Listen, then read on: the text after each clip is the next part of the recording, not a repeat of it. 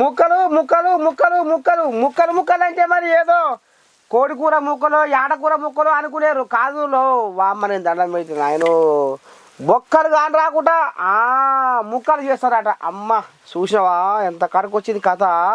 మరి ఈ ముచ్చట నేనంటుంది కాదు ఇగో ఈ పటేల్ అంటుడు ఇందా పని. వామ్మో నిన్నయాల పెద్ద కోమటిరెడ్డి పటేల్ మాటలకు సిబ్బులు సిగాలుగుతున్నాయట, మసిమంతలు మాట్లాడుతున్నాయట. నువ్వు మీరు ఎంతమంది ఉన్నారో అన్ని ముక్కలు చేస్తాం, మా దమ్మేందో చూపిస్తామని చిటికలు చేస్తుండగా. వామ్మ ఏందో ఇందా పని ఓసారి. ఓ పటేలా ఏంది కథ, ఈ నడుమ బొక్కలు ముక్కలు అని పదం పాడుతున్నమాట ఏందన్నట్టు పటేలా? మేము అనుకుంటే నెల రోజులలో 39 మంది ఎమ్మెల్యేలు టీఆర్ఎస్ని 39 ముక్కలు చేస్తా నేను 39 ముక్కలు చేస్తా నేను 39 ముక్కలు చేస్తా నేను. అమ్మో నీకు దండం పెట్టి ఈ నడుమ ముక్కలు చేసుడు కూడా అలవాటు చేసుకున్నావా పటేలా?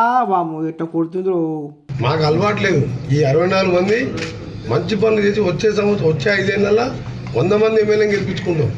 కానీ నువ్వు మాట్లాడే మాటలు కేటీఆర్ అహంకారం తగ్గించుకొని నీ అహంకారంతోనే 60,000 70,000 80,000తో గెలిచిన మా ఎమ్మెల్యేలు.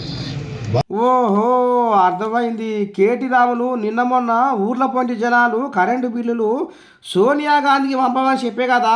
ఆహా ఇక గట్ట మాట్లాడతాడు గంత పెద్ద మనిషిని పట్టుకొని అని ఇక ఈ రకంగా కోపం తెచ్చుకొని కౌంటర్ ఇచ్చిండల్లా.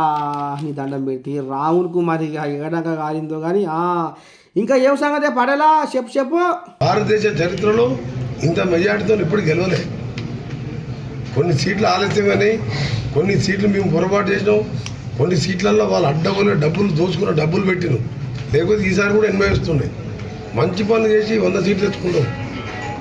నువ్వు మా గవర్నమెంట్ గురించి, మా పార్టీ గురించి, మా ముఖ్యమంత్రి గారి గురించి మాట్లాడితే నీ పార్టీని ముందు పెట్టేదే కాదు, 14 ముక్కలు చేస్తాను నీ పార్టీని.